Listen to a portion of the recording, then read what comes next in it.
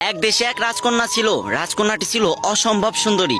একদিন রাজকন্যা তার বান্ধবীদের সাথে ঘুরতে বের হলো, কিন্তু তারা যখন পথের ভিতরে ছিল তখন এতটাই ঝড় হলো যে সে তার বান্ধবীদেরকে হারিয়ে ফেললো। এদিকে সন্ধ্যা ঘনিয়ে এলো, বিশাল জঙ্গল, সে কি করবে নিজেও বুঝতে পারছিল না। এদিকে রাত হয়ে আসলো, সে ভয়ে থরথর করে কাঁপতে লাগলো। হঠাৎ করে সে দেখতে পেল অনেক দূরে ছোট্ট একটা কুঁড়ে ঘরে আলো জ্বলছে। তখন সে ভয়ে ভয়ে সেদিকে এগিয়ে গেল আর ভয়ে ভয়ে ডাক দিল, কেউ আছেন? আমাকে সাহায্য করুন প্লিজ, আমি অনেক অসহায়। তখন ভিতর থেকে একটা যুবক ছেলে বের হয়ে আসলো। তখন রাজকন্যা বলল, আমি পথ হারিয়ে এই ভয়ঙ্কর জঙ্গলে ঢুকে পড়েছি, আমাকে এক রাতের জন্য একটু আশ্রয় দিন প্লিজ, আমি সকাল হলে চলে যাব। তখন ছেলেটি দেখলো মেয়েটি ভয়ে থরথর করে কাঁপছে।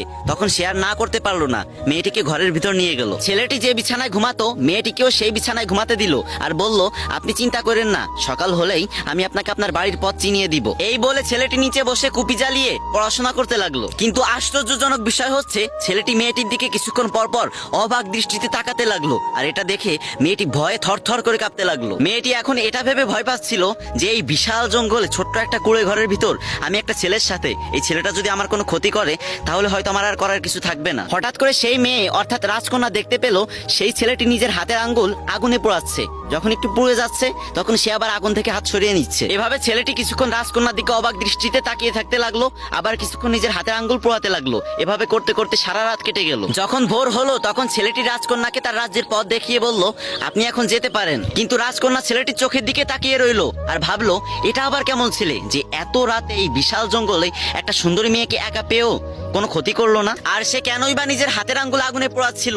এসব বিভিন্ন প্রশ্ন নিয়ে সে রাজপ্রাসাদে ফিরে গেল আর তার বাবা অর্থাৎ রাজাকে সবকিছু খুলে বলল আর বলল, বাবা আমি যদি জীবনে কাউকে বিয়ে করি তাহলে এই ছেলেকেই করব। কিন্তু রাজার মাথায়ও সেই একটাই প্যাচ, ছেলেটি নিজের হাত নিজে কেন আগুনে পোড়াচ্ছিল। এটা জানতে রাজা তার সৈন্য সামন্ত নিয়ে ছেলেটির কুঁড়ে ঘর ঘেরাও করে। তারপর রাজা ছেলেটির হাতের আঙ্গুল দেখতে চায়, কিন্তু ছেলেটি কিছুতেই তার হাতের আঙ্গুল দেখাতে রাজি না। অনেক জোরাজুরির পর ছেলেটি নিজের হাতের আঙ্গুল দেখালো। তখন রাজা জিজ্ঞাসা করলো, হাতে তোমার কি হয়েছে? তখন ছেলেটি বলল, হুজুর কালকে রাতে একটা সুন্দরী মেয়ে আমার কাছে থাকার জন্য আশ্রয় চেয়েছিল। আমি তাকে প্রথমে আশ্রয় দিতে না চাইলেও পরবর্তীতে তার খারাপ অবস্থা দেখে তাকে আশ্রয় দিই। কিন্তু হুজুর মেয়েটা এতই সুন্দরী ছিল যে আমি নিজেকে সামলাইতে পারছিলাম না। আমার মন শুধু বারবার এটাই বলছিল যে এত রাতে এত সুন্দর একটা মেয়ে তোর কাছে, তুই যদি মেয়েটাকে মেরেও ফেলিস তাও তো কেউ দেখতে আসবে না। এটাই তো সুযোগ, এখনো বসে আছিস কেন? তোর